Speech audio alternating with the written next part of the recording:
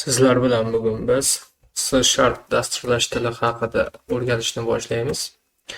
C# dasturlash tili bu Microsoft kompaniyasi tomonidan yaratilgan zamonaviy, obyektga yo'naltirilgan va ochiq kodli dasturlash tili ekan. Bu dasturlash tilidan foydalanishimiz uchun biz nima qilishimiz kerak? Umuman olganda bu dasturlash tili yordamida kod yozish uchun nima qilish kerak?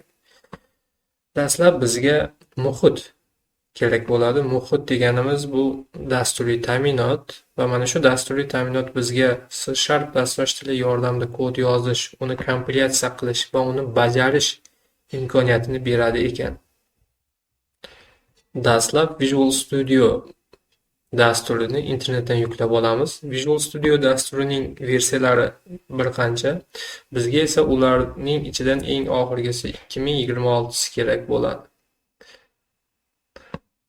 Visual Studio 2026 ni yuklab olish uchun internetga quyidagi so'zlarni yozamiz, ya'ni download Visual Studio 2026 va enter klavishini bosaman va birinchisi, ya'ni Microsoftning o'zining ofitsial saytidan Visual Studio 2026 Insiders linki chiqyapti. Ushbu linkka kiradigan bo'lsam, Visual Studio 2026 Insidersning 3 ta versiyasini menga taklif qilyapti, ya'ni Community, Professional va Enterprise.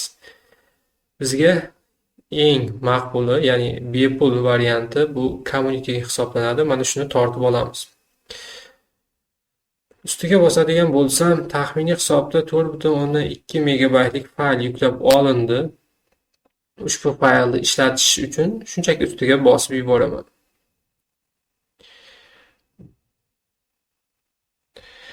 Sizda savol tug'ilishi mumkin. Nega bunchalik ID, ya'ni muhit kichkina, ya'ni 4 megabayt atrofida? To'g'ri savol. Tabiiyki, bu 4 megabaytdan tashqari kichkina. Bizga asosiy komponentlarni internetdan yuklab olishimiz kerak bo'ladi. Bu komponentlarni qanday yuklab olaman desangiz, Visual Studio Installer dasturi yordamida sizga komponentlar ro'yxatini beradi, ya'ni ishchi muhitlar. Biz keraklilarni o'zimizga tanlab olishimiz kerak, ya'ni galochka qo'yib. Men xohlaganim tanlab olishim mumkin, ammo mana bu joyda ko'rayotgan bo'lsangiz, hajm 7,5 gigabayt atrofida bo'lib ketyapti. Buni oldini olish uchun va eng kerakli maqbul holatda ishlatishim uchun faqatgina men bittasiga, ya'ni .net desktop developmentga galochka qo'yaman. Qolganlari shart emas. Bu yerda bir qancha ko'rishingiz mumkin. O'yinlar ishlab chiqarish uchun moslashgan mobil ilovalar, operatsion sistemalar va qanaqadir extensionlar, sun'iy intellekt, ma'lumotlar tahlili, ma'lumotlar bazasi, bulutli texnologiyalar va boshqa texnologiyalardan foydalanib dastur yaratishga yordam beradigan ishchi muhitlar bor. Biz .net desktop developmentni tanlaymiz va mana shu joyda e'tibor bering. Language Pack degan bandida ikkita til tanlangan, inglizcha va ruscha. Tavsiya qilamiz ruschasidan galochkani olib tashlab, inglizchasiga galochkani qo'yib qo'yishdi va install tugmasini bosish yordamida o'rnatishdi. O'rnatish tugmasini bosamiz va bizga biroz vaqt ketadi o'rnatish uchun. O'rnatilib bo'lgandan so'ng, ya'ni ikkala progress barimiz ham 100% bo'lgandan so'ng biz nima qilishimiz kerak? Visual Studio Insiders degan programma yordamida loyihalarimizni ko'taramiz. E'tibor bering, bu yerda ikkita Insiders bor, Installer bor. Adashib ketmaslik kerak. Installer biz yuklab oldik internetdan 4 megabayt. Bu faqatgina birinchi marotaba uchungina kerak va boshqa ishimiz tushmaydi deyarli. Insiders esa kunlik davomida hamisha biz kod yozishga yordam beradigan muhit hisoblanadi.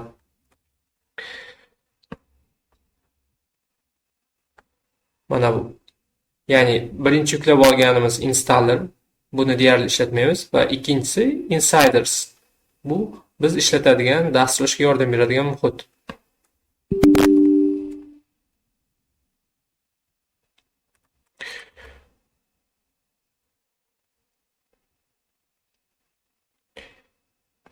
O'rnatish jarayoni sizni kompyuteringizni quvvatiga va internet trafigingizga qarab 5 minutdan yarim soat, hatto 1 soatgacha vaqt ham olishi mumkin. O'rnatilib bo'lingandan so'ng sizda mana bu ko'rinishdagi Visual Studio Code 2026 Insiders degan komponenti installed bandida ko'rinadi. Tepadagi SQL Server Managementga e'tibor bermang. Bu menda bor bo'lgan komponenti, ammo sizga shart emas.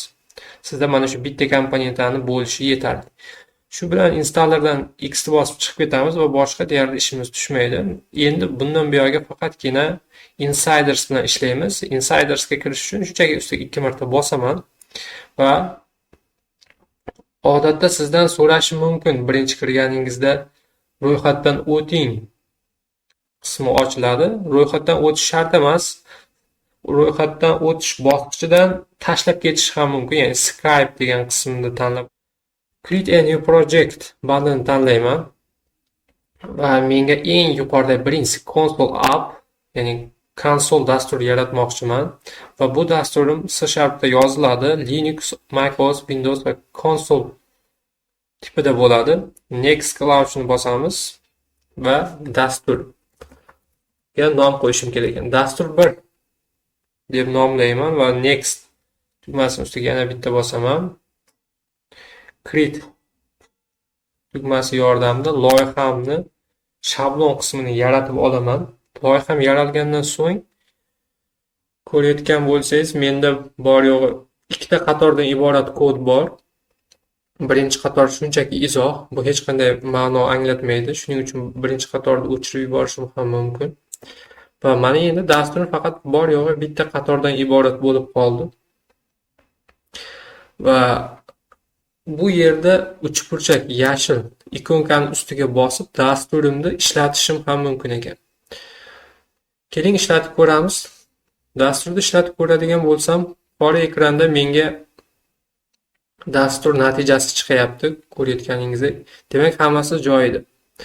Demak, birinchi dasturimni tuzib ko'raman, ya'ni dasturda boshqacharoq qilib Salom dunyo so'zini ekranga chiqaruvchi dastur tuzyapmiz va dasturni ishlatib yuboraman.